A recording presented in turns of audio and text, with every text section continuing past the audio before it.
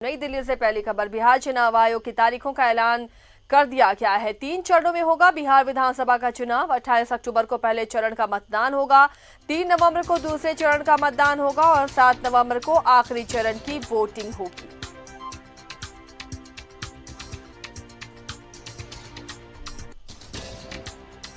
आज चुनाव आयोग ने प्रेस कॉन्फ्रेंस कर बिहार चुनाव की तारीखों का ऐलान किया है। 3 चरणों में बिहार में चुनाव संपन्न कराए जाएंगे और जो कोरोना महामारी को लेकर जो गाइडलाइंस है उसे प्रॉपर तरीके से फॉलो करना होगा।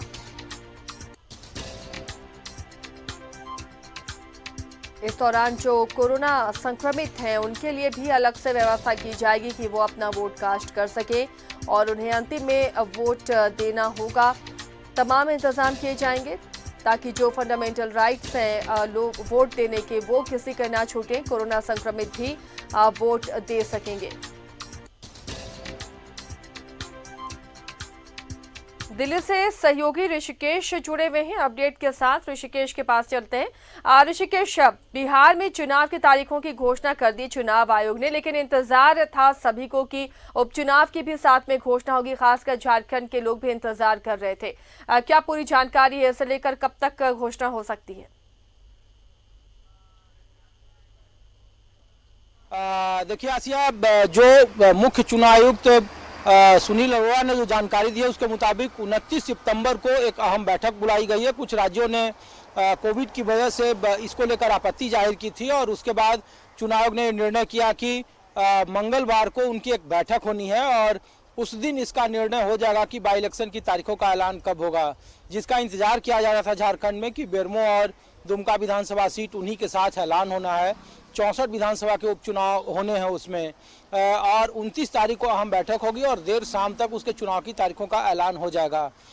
चूंकि इसके पहले जो चुनाव की तरफ से जो रिलीज जारी की गई थी और जो जानकारी दी गई थी उसके मुताबिक कहा गया था कि 28 नवंबर के पहले जितने भी उप राज्यों जो विधानसभा के चुनाव हैं वहाँ पे वोटिंग करा लिए जाएंगे और साथ ही साथ बिहार विधानसभा के चुनाव भी होंगे। चूंकि बिहार विधानसभा के चुनाव की तारीखों का ऐलान हो गया है, 3 चरणों में चुनाव हो रहा है कोविड के कारण।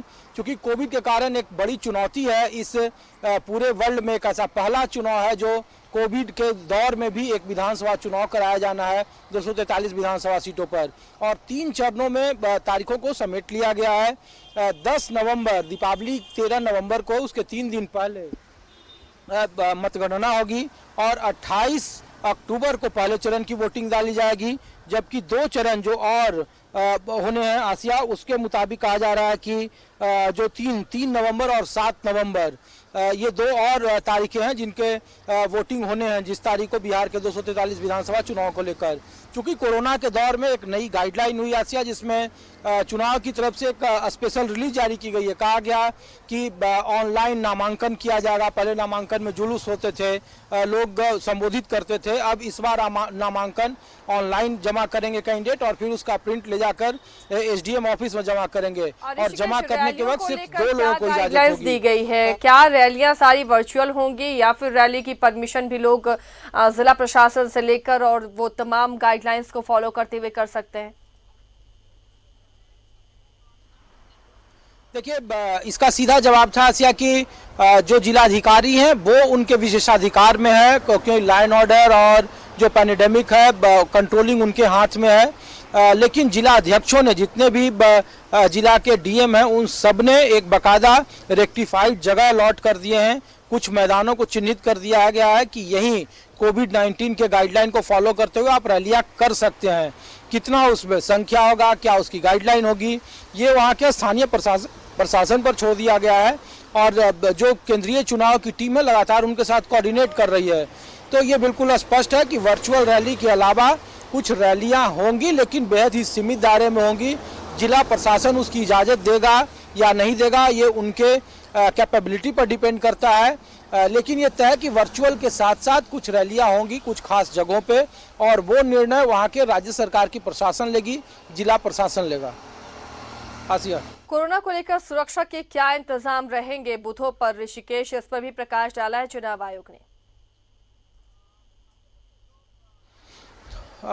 आसिया देखिए, जो कहा गया है कि 1 घंटे का समय बढ़ाया गया है, 5 बजे तक आमतौर पर चुनाव जो वोटिंग होता है वो उसकी मियाद खत्म होती है, लेकिन ये 6 बजे तक होगा। अगर कोरोना सस्पेक्टिव है और अगर आप कोरोना पॉजिटिव हैं तो उन्हें आखिरी वक्त में वोटिंग करने की इजाज़त होगी, जो आखिरी का 1 घंटा दिया गया है।